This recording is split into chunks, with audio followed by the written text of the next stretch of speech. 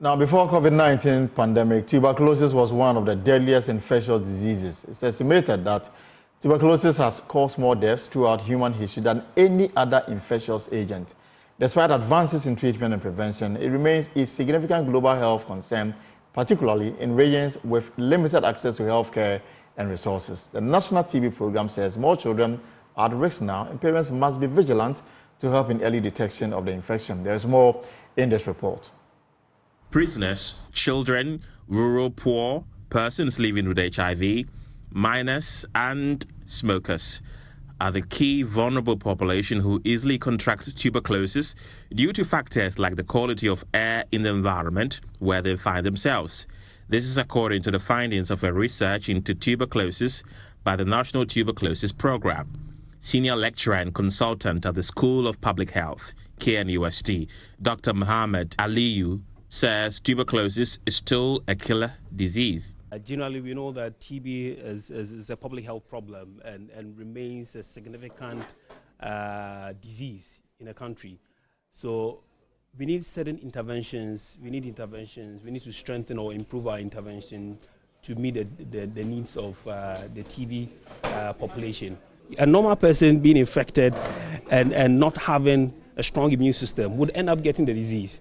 So there's the need for us to raise awareness, not only in the key vulnerable population, but also the general population need to understand why there's a need for us to raise awareness. According to Dr. Aliyu, the research was bedeviled by major challenges, thereby limiting the extent the study could explore. There's the legal implications and also the financial component.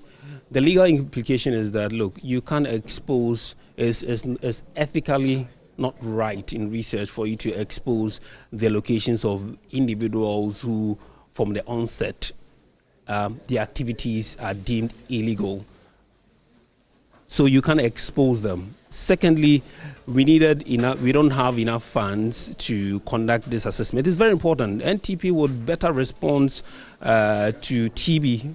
They can control TB better if we actually know exactly where these individuals who are at risk of vulnerable for getting TB. We need to understand their locations, but however, we don't really have enough funds. Project lead Emanuela Bentum called on all stakeholders to join the fight against TB as it is claiming lives. TB is very risky, and it was the #1 deadliest disease before COVID, but it's still hanging around.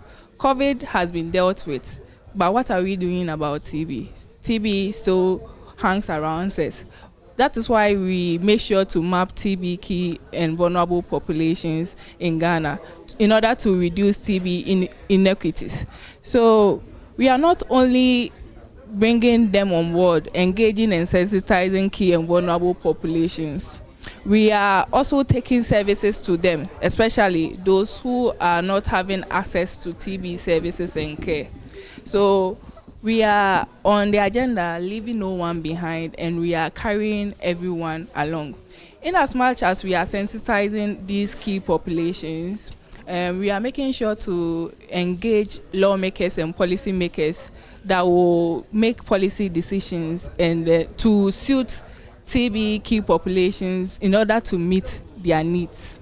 So let's all call on our lawmakers and policymakers to do this for us in order to make sure our accountability is promoted. The National TB Program has assured Ghanaians that it is working tirelessly to curb the rising cases of tuberculosis and urging affected persons to adhere to their prescriptions.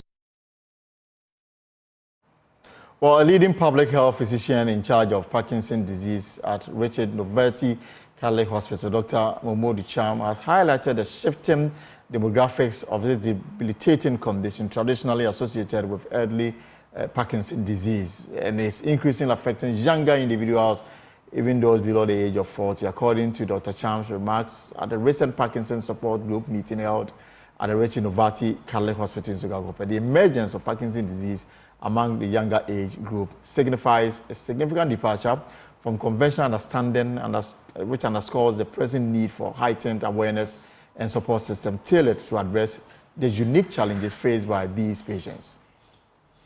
The emergence of Parkinson's disease among younger age groups signifies a significant departure from conventional understanding and underscores the pressing need for heightened awareness and support systems tailored to address the unique challenges faced by these patients.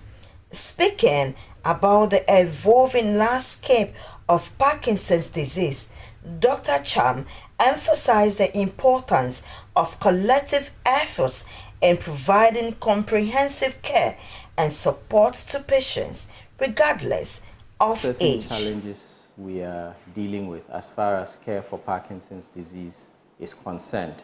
There are 4 gaps that we are trying to close. The first one is the awareness gap. People being aware that it is a disease is a problem, because some people attribute it to old age, others attribute it to spiritual problems and a lot of other things. So that is the first challenge we face, raising awareness that it is a disease. Secondly, diagnosing Parkinson's disease is difficult, even for healthcare workers. Even for some doctors, it's difficult to diagnose Parkinson's disease because it's not something they see often. Because those who have it sometimes are in their communities, they don't have money to come to the hospital. And even some of them, when they come and you tell them how much the drugs cost, they just go back home because they don't have the money. That brings me to the next challenge, treating Parkinson's disease. The medicines are expensive. The medicine used to treat Parkinson's disease is called levodopa. It's either Sinemet or Madopa. They are both quite expensive. You can spend as much as 1,000 Ghana cedis per person per month to treat Parkinson's disease. This is too much for people in my setting, in the rural Ghana. They're having trouble affording the medication. The last challenge is about information about Parkinson's disease. How common is it in Ghana? How common is it in Africa? What causes it? What are the genetic factors, scientific factors? We are lacking quite a bit of knowledge about Parkinson's disease, because we realize that what causes it in Black Africans is different from what causes it in whites, in Caucasians, is different from what causes it in Arabs and other races. Therefore, we cannot borrow research or data. We have to do our own and find out what is causing it. So these are the 4 gaps we are trying to close with the TRAPCAF project. TRAPCAF stands for Transforming Parkinson's Care in Africa. There are 7 African countries that are part of this. It is funded by the UK's National Institute of Health and Care Research under the umbrella of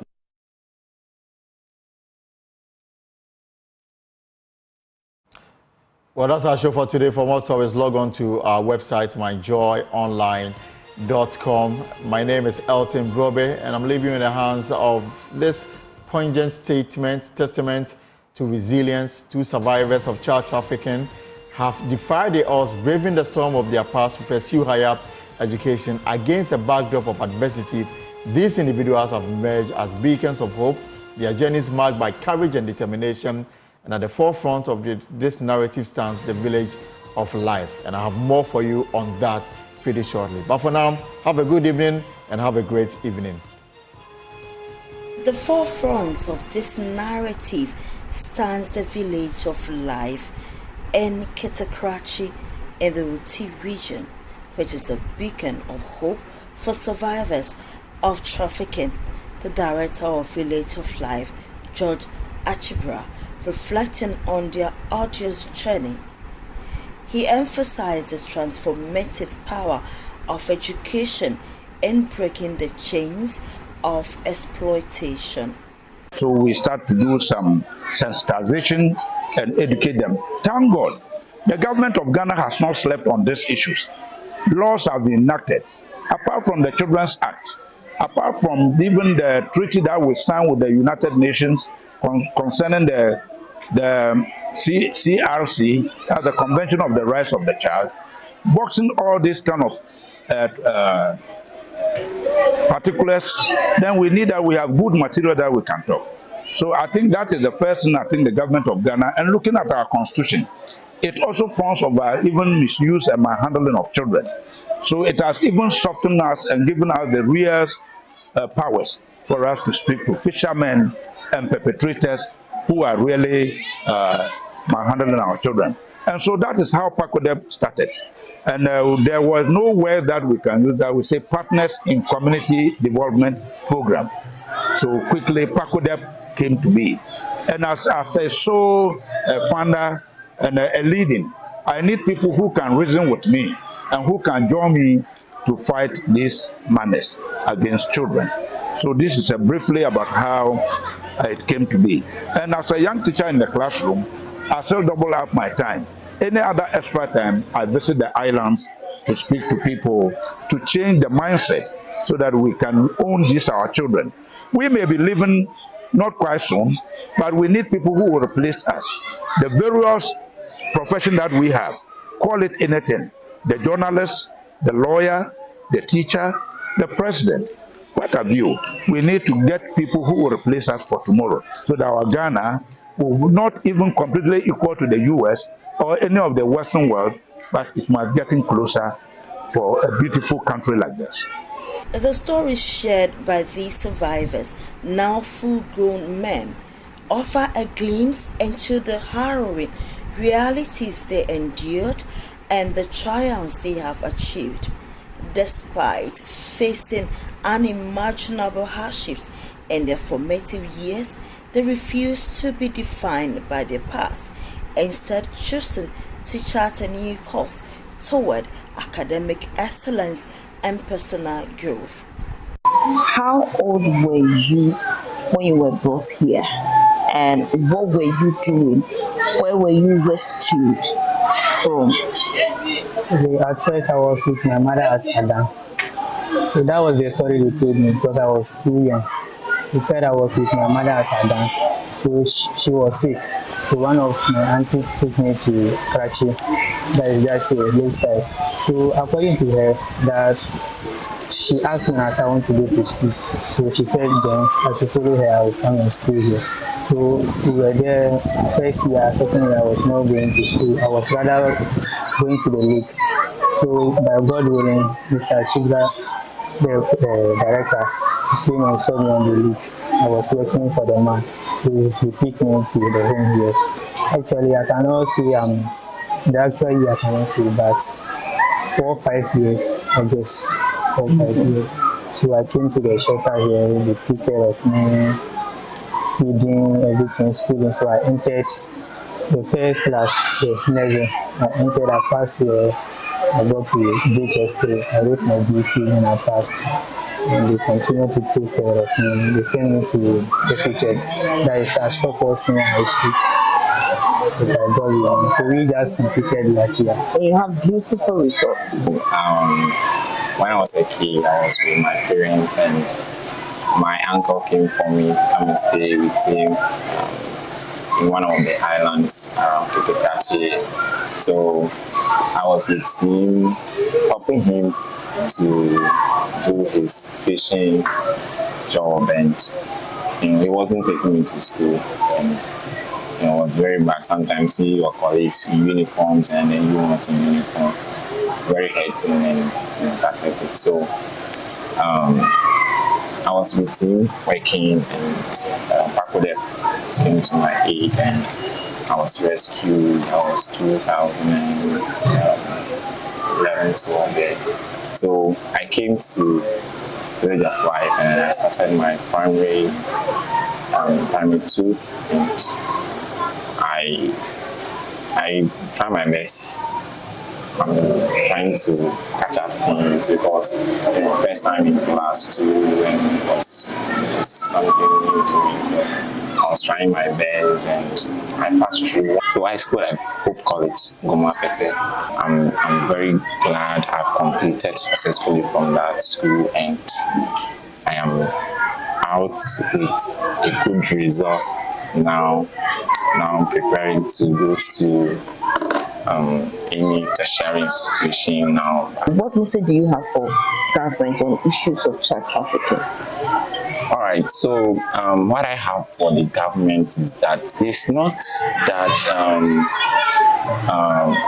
the people doing the wrong things don't know exactly what they are doing. They know what they are doing, but they don't know the negative effect it had on the children they are dealing with. So I would suggest if the government can make a provision like giving education to all people from islands and people who are taking children into this difficult situation, not taking them to school, denying them from health facilities and food and shelter. I think the government have to work on it by giving them education, and failure to obey the government rules, I think the individual should be punished for that. The first appeal, I want them to support the man so that he can continue, because I know I'm not the only victim. Many people out there that needs help, so I want them to help the man so that, or they can join the work so that they help them. I have also been interacting with 3 young siblings who were rescued from child trafficking and now in school. Expertise France, a French public agency with funding from the European Union, has played a pivotal role in supporting survivors of trafficking on their path to recovery. Through its comprehensive programs and holistic approach, Expertise France has empowered survivors with the tools they need to reclaim their lives and pursue their dreams.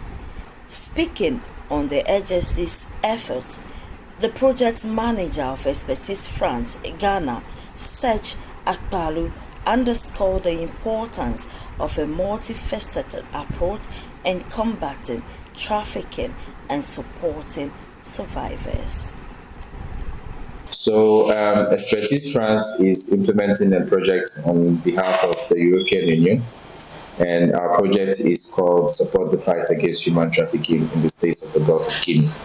So as part of this project, we are present in 6 countries in the South region, namely Guinea, Cote d'Ivoire, Ghana, Togo, Benin, and Nigeria.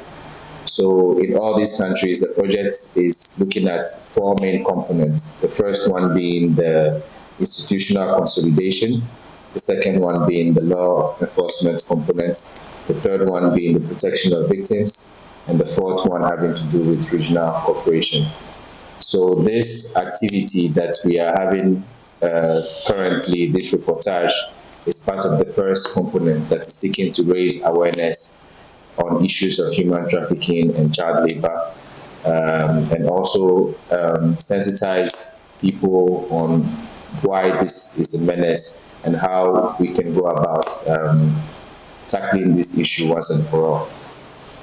Ivy Satoji, Joy News, Kete Krachi.